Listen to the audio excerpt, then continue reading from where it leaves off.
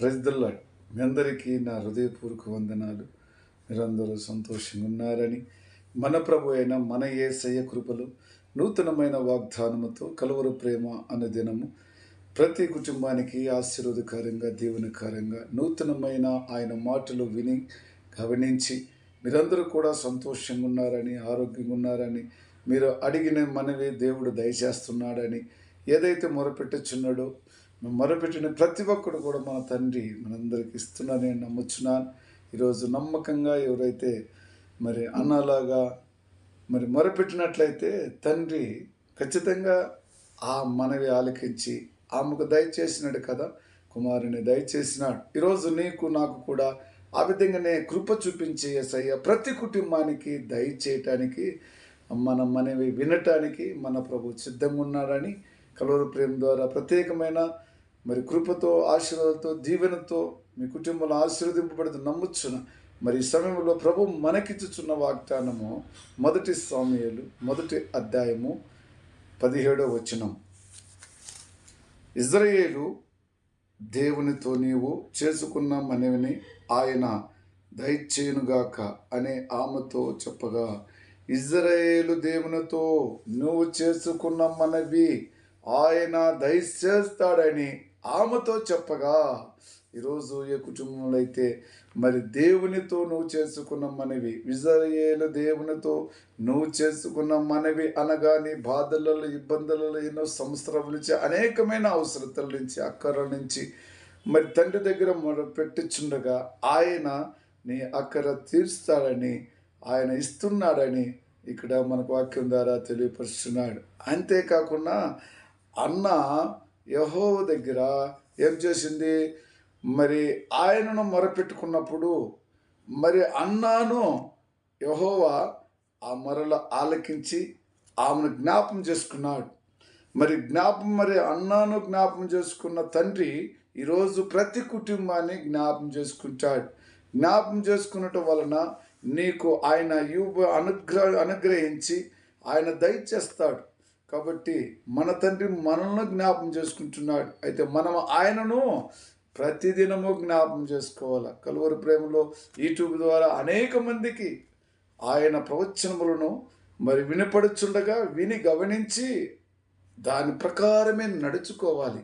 కాబట్టి ప్రభు మనకిచ్చిన ప్రతి మాటలో కూడా ఆయన ఎప్పుడైతే ఆమెను జ్ఞాపం చేసుకున్నాడో ఆమె అనుకున్నది ఆమెకు అనుగ్రహించినాడు. మరి సమూయేలును నాకు అనుగ్రహించినప్పుడు ఆమె ఎంతో సంతోషపడినది. నాకు అనుగ్రహించిన గమ్మునున్నదా? ఆమె ఏమంటుందంటే, మరి నాకు బిడ్డను దయచేయి తండ్రి అని ఎప్పుడైతే మనవి చేసినదో ఆయన ఆమెకు అనుగ్రహించినాడు. నాకు బిడ్డ కావాలని అడిగినప్పుడు మరి ఆమెకు బిడ్డను ఇచ్చినాడు. అనుగ్రహించినంతట మాత్రాన మరి అన్న ఊరుకున్నదా? అయ్యా, ఏ బిడ్డనైతే నువ్వు ఇచ్చినావో ఆ బిడ్డ బ్రతికిన దినములన్నీ నీకు ప్రతిష్ఠించి వాడు బ్రతికిన నిన్నే స్తుతించి నిన్నే ఆరాధించాలని మళ్ళీ తిరగా దేవునికినే మళ్ళీ ప్రతిష్ఠించబడిన కుమారుడుగా మరి ఆ బిడ్డను తండ్రికి ఒప్పగించుకున్నది. ఇది దేవుని యొక్క కృపే కదా. దేవుడు, ఇశ్రాయేలు దేవుడు ఆమెకిచ్చిన బహుమానాన్ని ఆమె వరకు ఉంచుకోలేదు. ప్రభువా, ఈ కుమారుడు బ్రతికిన దినములన్నీ నిన్నే స్తుతించి నిన్నే గణపరిచి నిన్నే మయంపరచాలని ఎప్పుడైతే ఆమె ప్రతిష్ఠించబడినదో తండ్రికి, మరి ఆ యొక్క బిడ్డ మరి దేవునికి అక్కడనే మోకాలు మ్రొక్కి తండ్రిని స్తుతించినాడు. మరి అక్కడ స్తుతించినట్టుగా మనం చూస్తున్నాం. మన పిల్లలు కూడా మనం ఎప్పుడైతే దేవునికి ఈ బిడ్డ ప్రతిష్ఠించబడాలి, ఈ బిడ్డ దేవుని బిడ్డగా ఉండాలి, బ్రతికిన దినములన్నీ యెహోవానే స్తుతించాలి, యెహోవానే గణపరచాలని మనమైతే కూడా అదేవిధంగా మరి కుమార్తెలు కావచ్చు, కుమారులు కావచ్చు, దేవునికి ఆ పిల్లలను మనం ప్రతిష్ఠించి మరి దేవుని సేవకే వాడబడాలని ప్రార్థనలో మనం ఎప్పుడైతే ఉంచుకుంటామో మన బిడ్డలను మనము దేవుడే ఆయన అద్భుతం చేసి ఆశ్చర్యకాలు చేస్తాడు కదా. మరి ఆమె అయితే అట్లా చెప్పినది కాబట్టి ఇచ్చినాడు బిడ్డను సంతోషించి ఆనందించలేదు. కానీ ఈ కుమారుడు ఎప్పుడు నిన్ను ఆరాధించాలి, నిన్ను స్తుతించాలి, నీకే ప్రతిష్ఠించబడుతున్న వీడు బ్రతికిన దినములన్నీ యెహోవానే మొక్కాలన్నప్పుడు అప్పుడే ఆ బిడ్డ అక్కడికక్కడనే యెహోవాను మొక్కినట్టుగా వాక్యం సెలవిచ్చున్నారు. దేవునికి స్తోత్రం. ఈరోజు నువ్వు నేను కూడా ప్రతి కుటుంబం కూడా ఆ విధంగా తయారైనట్లయితే, ఆ విధంగా దేవుని మయంపరుచుకున్నట్లయితే, ఆ విధంగా దేవుని దగ్గర మొరపెట్టుకున్నట్లయితే, ఆమె ఏదైతే మొరపెట్టుకుంటుందో నీ మనవిని దేవుడు ఆలకించి నీకు అనుగ్రహించబోతున్నాడని చెప్పి ఇజ్రాయేలు దేవుడే ఆమెతోనే చెప్పినాడు. దేవునికి స్తోత్రం. ఈరోజు ప్రతి కుటుంబానికి దేవుడు వాళ్ళతోనే చెప్పి వాళ్ళని ఆశీర్వదించి దీవించబోతున్నాడు. మరి శ్రమలు చిన్న ప్రార్థన చేసుకుందాం.